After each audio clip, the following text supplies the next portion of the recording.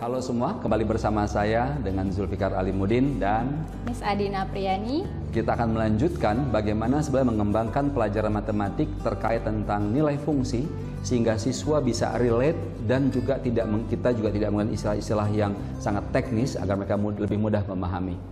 Miss Adina, tadi di bagian segmen pertama Miss Adina menggunakan kejadian sehari-hari pembuatan jus. Iya. Gitu ya.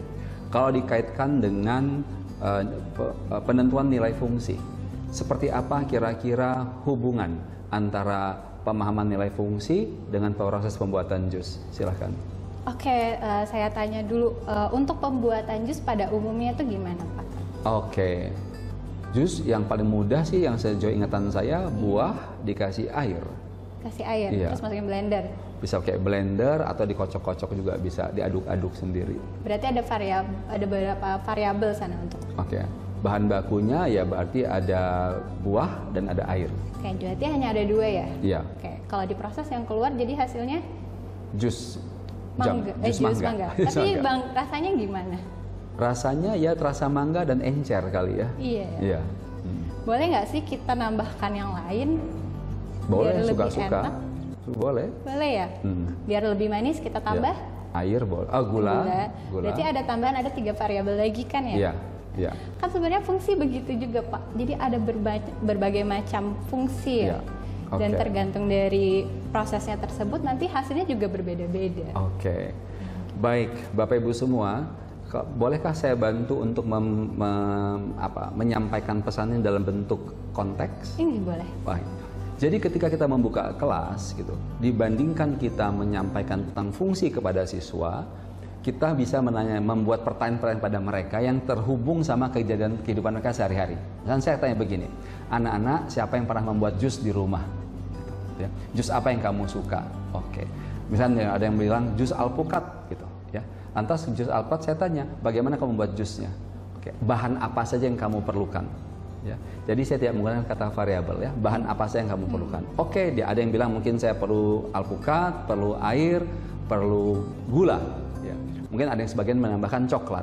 Berarti perlu ada 4 bahan baku yang diperlukan untuk membuat jus alpukat. Ya. Pertanyaan berikutnya, apakah kamu bisa ganti-ganti jumlah gulanya? Apakah kamu bisa ganti-ganti jumlah alpukatnya? Apakah kamu bisa ganti-ganti jumlah airnya? Oh, mereka bilang bisa. Nah, mengubah-ubah bahan baku itu berpengaruh tidak pada hasil akhir jusnya? Pasti berpengaruh. Pasti berpengaruh. Jadi kita bisa memprediksi tidak, memperkirakan tidak. Oh, ini nanti hasilnya jusnya bisa manis sekali nih kalau gulanya saya tambahin. Oh, ini jusnya bisa rasa coklat sekali kalau coklatnya saya tambahkan, gitu ya. Atau bisa encer sekali kalau airnya saya tambahkan. Ya.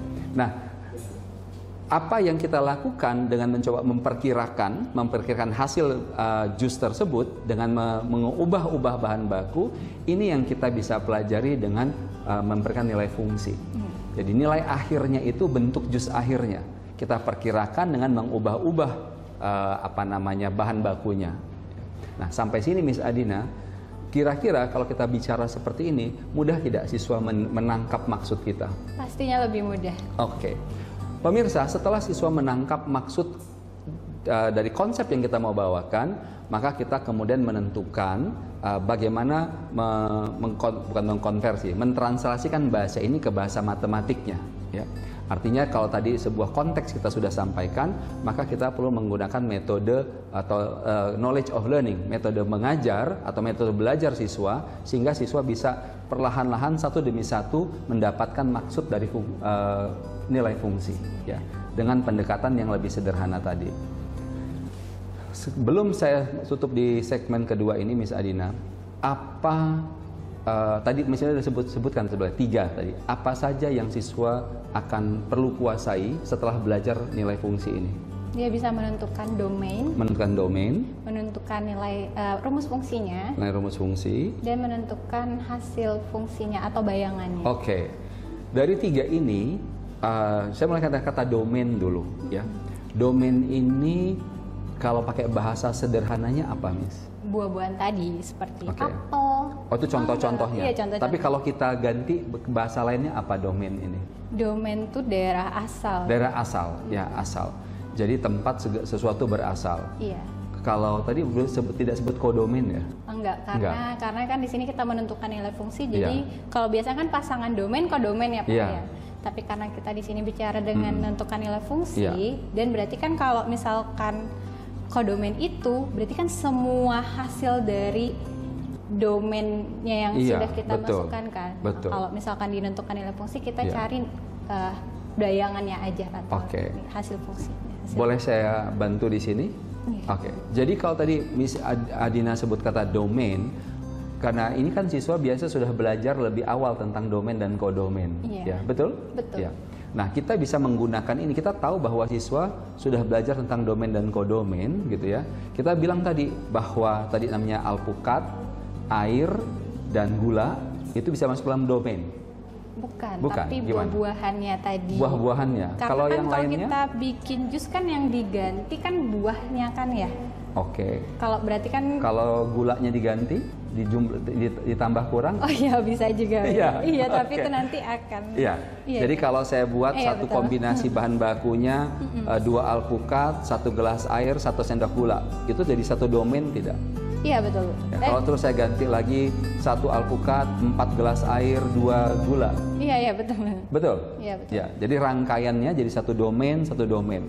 Setiap satu kali proses dengan satu domain akan menghasilkan nilai fungsi Iya. yang bisa kita sebut dengan kodomain. Jadi rangkaian domain, kodomain, rangkaian domain, kodomain. Kodomain. Begitu ya? Iya. Oke. Nah, jadi sekarang tantangannya adalah bagaimana siswa secara bertahap menguasai maksud domain. Ya, tadi kan Miss Adina juga, maaf tadi kan agak sedikit bukan keliru ya. Mungkin karena terbiasa domainnya satu, gitu ya. Jadi berpikir alpukatnya aja yang domain, begitu ya? Iya. Nah, jadi kan ini sebenarnya kita mau menggerakkan siswa nih di pelajaran awalnya mereka sebelumnya domainnya satu, kodomainnya satu, yang biasa kayak mencocokkan begitu kan? Iya. Sekarang ada sebuah rangkaian atau kalau kayak bahasa matematiknya kombinasi variabel dan konstanta, Iya. gitu ya. Nah, artinya di sini para pemirsa kita ingin membuat siswa, mengajak siswa itu memahami tahapan berpikir, ya, bahwa dari yang domain biasanya satu bisa ada dua atau tiga dalam satu rangkaian domain. Kemudian yang namanya Y atau fx ya, Iya, itu fx. adalah sebuah kodomain. Jadi ada bahan baku dengan sebuah proses dan ada hasil. Ada sebuah domain dan ada kodomain. Begitu? Iya.